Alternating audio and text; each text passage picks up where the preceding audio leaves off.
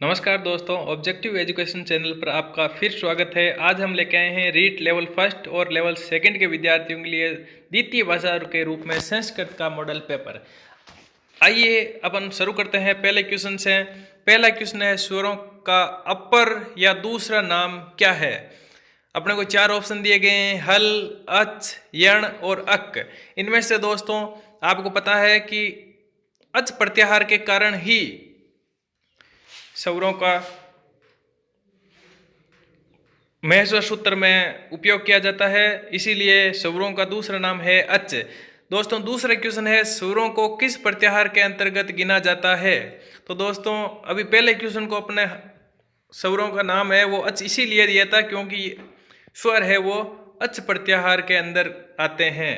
तो दोस्तों चाहे क्वेश्चन इस तरह से पूछा जाए, पहले क्वेश्चन की तरह या सेकंड क्वेश्चन की तरह पूछा जाए, अपने को जवाब अच ही देना है।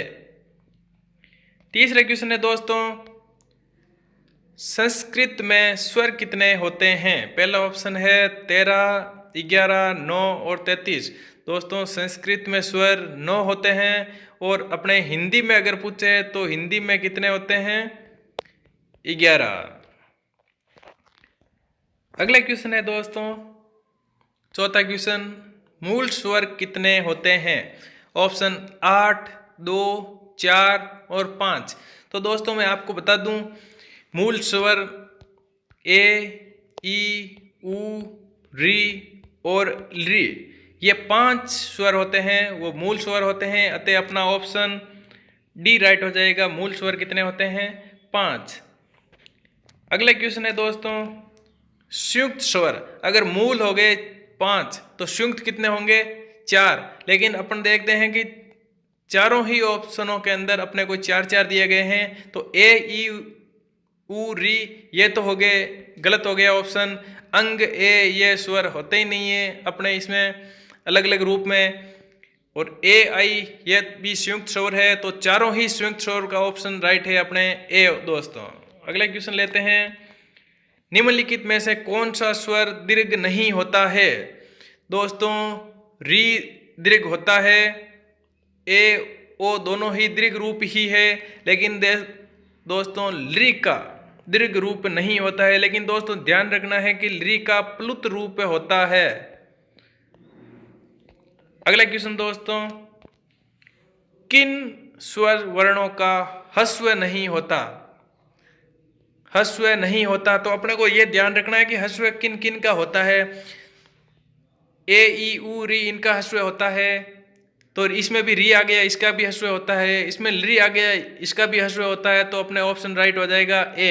दोस्तों संयुक्त स्वरों का ह्रस्व नहीं होता है, यह ध्यान रखना है। ए, ओ, ए, ओ का ह्रस्व नहीं होता है। अगला क्वेश्चन है दोस्तों, कौन से दो स्वर वर्ण आपस में सहवर्णी है। आपस में सहवर्णी है तो ये अपने को एक ध्यान रखना, बाकी सब सेम सहवर्णी नहीं है। री और ली, री और ली आपस के अंदर सहवर्णी वर्ण कहलाते हैं। अगला क्वेश्चन है दोस्तों, ए, आ का उच्चारण स्थान कौन सा है।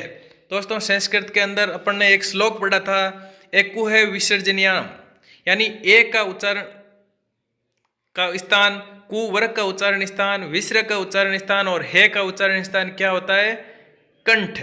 तो दोस्तों ए, आ का भी उच्चारण स्थान कहाँ हो जाएगा, कंठ।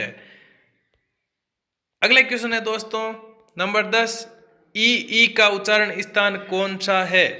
तो इचु यशानम तालु अपन ने सूत्र पढ़ा है सीधा सीधा ही, तो ई का उच्चारण स्थान कौन सा हो जाएगा, तालु। उ का उच्चारण स्थान कौन सा है। संस्कृत के अंदर अपने संस्कृत में अपन ने पढ़ा है एक सूत्र उपपदमानी, यानी उ, पे वर्ग और उपदमानी, इन तीनों का उच्चारण स्थान वो है ओष्ठ। तो दोस्तों अपने को ध्यान रखना है, उ छोटा हो या बड़ा दोनों का कहीं उच्चारण स्थान क्या है, ओष्ठ। अगला क्वेश्चन है दोस्तों, ली का उच्चारण स्थान है।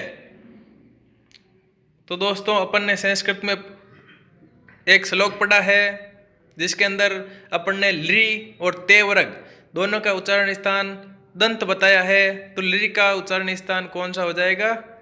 दंत।